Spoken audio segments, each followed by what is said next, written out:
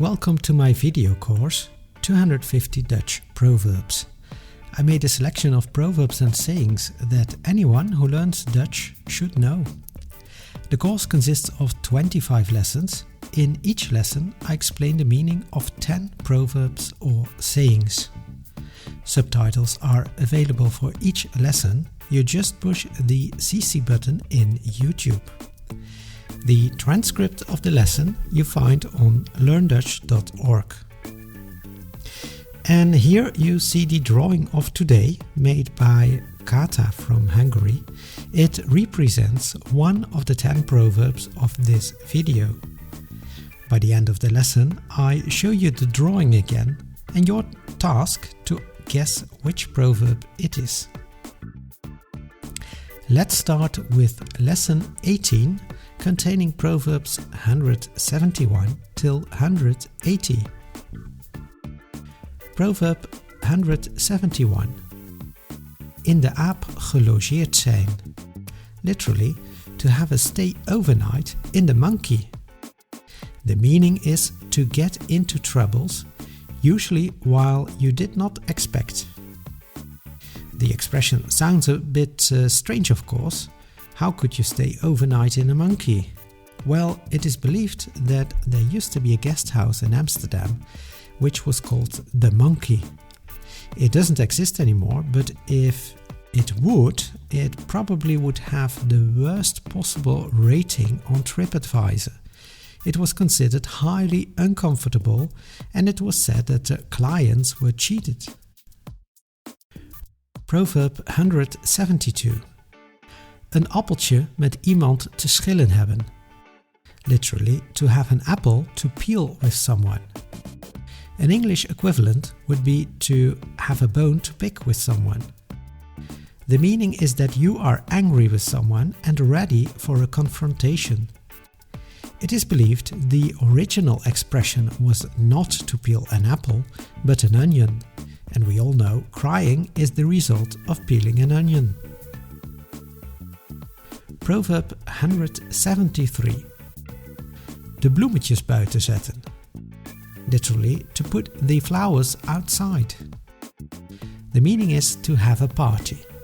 The expression is mostly used to stress your plans for tonight. Vanavond ga ik de bloemetjes buiten zetten. An English proverb with the same meaning is painting the town red.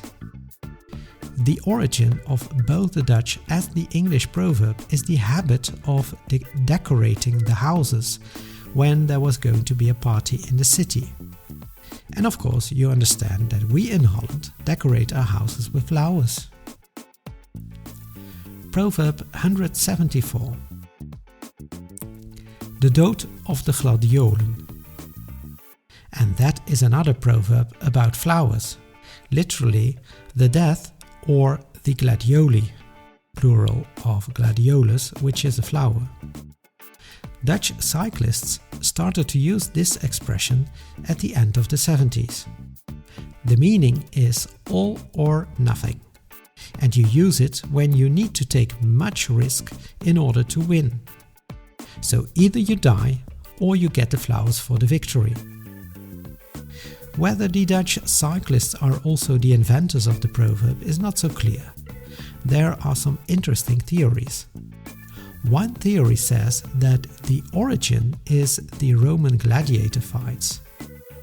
The word for sword in Latin is gladio, and the winner of those fights got gladioli. Another theory is the Nijmegen 4-day march, which is a big and historic event in the Netherlands where participants march 50 kilometers per day during 4 days. The tradition is that the street, which they pass just before the finish, is called that day Via Gladiola, and the spectators give gladioli to the participants. Proverb 175. Eieren voor zijn geld kiezen. Literally, to choose eggs instead of money. You use the expression in a situation when someone is forced to accept a lower compensation than he was initially hoping for. For example, someone is selling his house. Initially, there was no intention to sell it quickly, but then he got a job in another city. At this moment, there is only one potential buyer who bids 20% lower than the asking price. When the seller accepts, you can say, hij koos eieren voor zijn geld. Proverb 176. Om de haverklap. Literally, every other oat punch.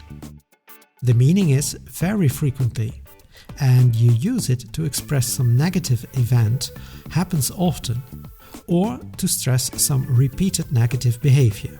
For example, he used to arrive late. Hij kwam om de haverklap te laat. Another example, recently there are frequently burglaries in the neighborhood. De laatste tijd wordt er om de haverklap ingebroken in onze wijk. Proverb 177. Huilen met de pet op.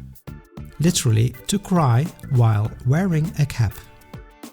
You use it when you want to stress that some performance or organization was really bad, highly unprofessional. For example, the football team lost 8-0. Het was huilen met de pet op. Proverb 178. De laatste loodjes wegen het zwaarst. Literally, the last pieces of lead are the heaviest. The meaning is used when most of the job is done, but you still have to go through the last phase of the process, which appears not to be the easiest part. For example, a marathon runner will agree that the last 10 kilometers are much more difficult than the first 32. The origin of this expression is the ancient technique of printing. Someone had to put the letters made of lead into a matrix. He was holding the letters in one hand and used the other hand to put them in the right order. Of course, this hand got more and more tired as the job progressed. Proverb 179. Iemand aan de tand voelen. Literally, to touch someone at the tooth. The meaning is to question someone in a strict way, usually with the goal to find out who is guilty or what happened. Again, this is an expression related to horse trading. Remember the expression of lesson 10 that you should not watch in the mouth of a given horse.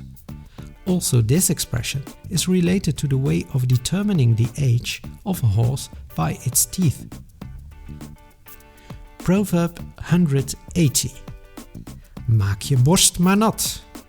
Literally, make your chest wet. You use this expression to tell someone that something is going to be heavy and difficult, and you want not to underestimate a future job. But at the same time, you challenge and encourage. For example, a teacher is handing out the exams. He can use the expression, and by doing so, he says the exam is difficult, but it is also a way to encourage one to get the best out of himself. The origin of this expression is a habit of sailors. They used to get wet when executing extremely difficult tasks. To make your body get used to the cold water, they made their chests wet before starting the job. By doing so, they showed they did not underestimate the job as they expected to get wet. And here you see Kata's drawing again, one of the proverbs of this lesson. I hope you are able to determine which proverb is represented here. If you, just like Kata, are also a creative person and you want to show your skills to the audience of learndutch.org, feel free to contact me with your ideas. So that's it for today.